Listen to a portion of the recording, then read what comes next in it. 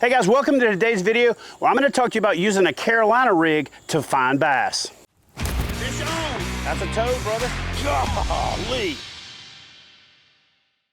All right guys, so listen, I partnered with the folks at MonsterBass this year because I really believed in their investment in teaching anglers not just how to use their lures, but just how to catch more fish in general. So back in June, we got together to do a seminar series on how to catch fish on a Carolina rig. And it was really a little bit early for the Carolina rig, but right now, the middle of August, dog days of summer, when those fish, as soon as the sun gets up, move off to those deeper weed lines, those deeper grass beds, those brush piles, those treetops, and all that kind of stuff, a Carolina rig can be a really good way to learn a new fishery. So I'm going to share my insights with you on how to better fish and find fish with a Carolina rig.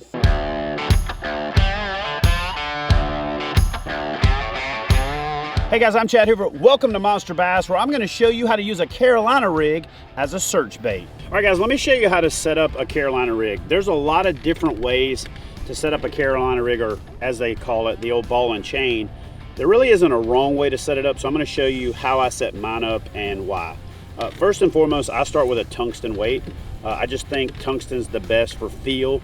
It's also the heaviest for the size. So in other words, you get more weight out of the size, so it punches down there faster. And behind my tungsten weight, I always do some kind of brass or metal, clacker. That way when that tungsten ticks against it, it makes noise. And then behind that, I put a piece of glass. So I just say tungsten, brass, then glass. And then I always put a bead right before my knot. And the reason for that is glass beads have a tendency to nick your knot. And so I know a lot of people break off Carolina rigs, and when you put those glass beads on there, that hole going through there has a sharp edge on it. And so when it goes up against the knot, it has a tendency to rub back and forth and ultimately make that knot fail. So again, the way I set mine up was with a tungsten bullet weight, a brass slider, a glass bead to give it a little bit of a higher pitch click, and then I put a bead on there, just a plastic bead, to protect that knot. And then that way when you move it, it gives it that clicking noise.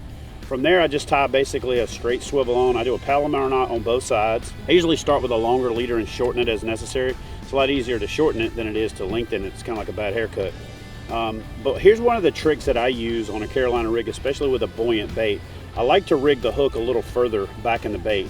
And the reason for that is the weight of the hook will make that bait fall.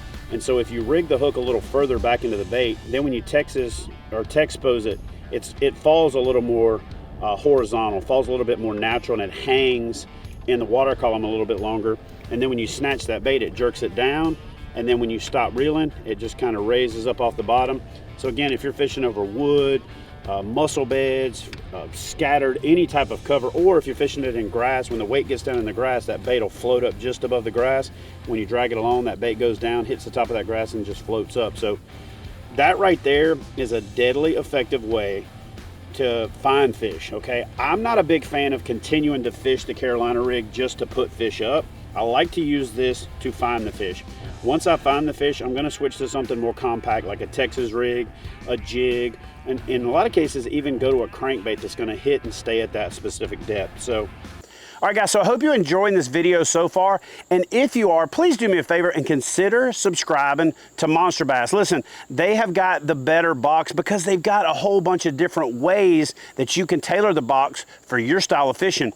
Even at the level of experience that I have, I've come across 3 or 4 different lures and presentations that I wouldn't have used otherwise, and more importantly, guys like myself are sharing with you how to fish these lures, both in the video series that we've created and in the included pamphlet in your box. So do me a favor, consider subscribing to the Monster Bass box. Now let's get back to the video. The biggest problems I hear from people fishing with a Carolina rig is they have a hard time casting it. That's why a lot of times I just lob it out and then I use my motor or paddle, let a line out, and then turn around and fish it back to me. That avoids that. And then the other thing is I don't peg my weight. A lot of folks like to put this thing where it's pegged in the front, or they like to use the Carolina rigs that are pre-rigged to where it doesn't slide. And I'm going to tell you why I don't do that. When that bait hits the bottom and that bass grabs that bait, I want it to be able to swim away without feeling me. So if that thing is pegged, it's going to feel that weight, or it's going to drag that weight first, and I'm not going to be able to feel it before it feels me. The other reason that I don't like to peg it is I like to let the fish swim with it a little bit, and then when I set the hook, that line goes through there and moves that when you've got this thing pegged, you've actually got to move the whole weight to set the hook. And if the bait's up here and your rod tip's up there, you've got to make up all that distance to set the hook. So I'm a big fan of letting my whole rig slide, make a lob cast, or just drop it down, paddle away, motor away, and then work it back to me. So I'm going to show you how to fish a Carolina rig as a search bait. The first thing that I like to do is make a long sweeping cast. Okay, so I use my weight and I get the bait way out there as far as I can, and then I feed some line out. That way it gets to the bottom as fast as it possibly can. So when I'm fishing a Carolina rig, especially as a search bait, I like to move it with the rod until I'm straight ahead and then come back and then reel up my slack. And the reason that I like to do that is that weight is ticking along the bottom and kicking up silt. It's getting those fish's attention, and then that bait is floating up into the strike zone. So if I've got my hand on the reel and that fish hits it, it feels me or I feel it. So if I'm doing this just like this and then that fish hits it, I can give it back a little bit of line, and if I give it back a little bit of line, it lets that bait float up, go down, scoot, scoot, scoot, give it back some slack, and if that fish hits it, again, it hits it on a slack line, it turns to swim away and pretty much hooks itself. So I'm a big fan of fishing the Carolina rig more, taking the rod, pointing it at the cast. When it hits the bottom, bump it along, move the rig with the rod, not the reel. Bring your rod back, reel up your slack, and do it again. And then once you get close to the boat, just do that all over again. Now, one thing to keep in mind is with the Carolina rig, when you set the hook, you really need to do a sweeping hook set, because in many cases, the line is going down to the weight, through the weight, and then up to the bait. So if you don't take up that slack, you may not get a good hook set, because once that swivel hits the weight, it stops and that fish may not get hooked. So you really do need to do a good sweeping hook set, which is why I'm a big fan of reeling back to the fish, pointing your rod at it, and then using a whole torso rotation to set the hook. Now, I use this presentation in a lot of situations, but as a kayak angler, I actually like to fish a Carolina rig one-handed. So what I'll do is after I get my rod even with my kayak, I'll just reel up my slack with my middle finger, turning the star drag, and then bring it back along, pause for a second, give that line back, let that bait float up a bit, reel up your slack. As you're pointing it back in the direction of the lure, bring it along, give it back some slack. And again, I think the most important part of fishing this Carolina rig, especially as a search bait, is to give it back that slack and let that bait raise up in the water column. And man, a lot of times when you get ready to pull it again, that fish has already got it, and then you just stick it, which is also why you want to be out here so that you've got room to set the hook instead of reeling it constantly. And if the fish hits it, you're here and you don't really got anywhere to go. The Carolina rig for me has become more of I'm on a new fishery. I want to check out the bottom composition. I want to find fish.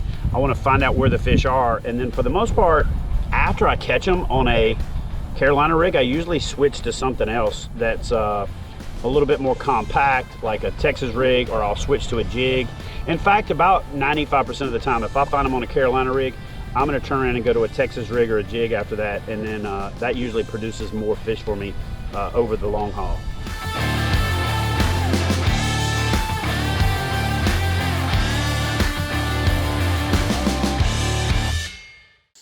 All right, guys, so I hope you enjoyed today's video, but I'd love to hear your thoughts on using a Carolina rig. I'd love to hear your thoughts on how I rig a Carolina rig a little bit different than other people. And if you've got a tip to share, please share it in the comment section below. And if your tip is something that I've never thought of and I think everybody else could use it, I'll pick your tip to feature in the next video. Appreciate you guys for watching. I'll see y'all in the next video.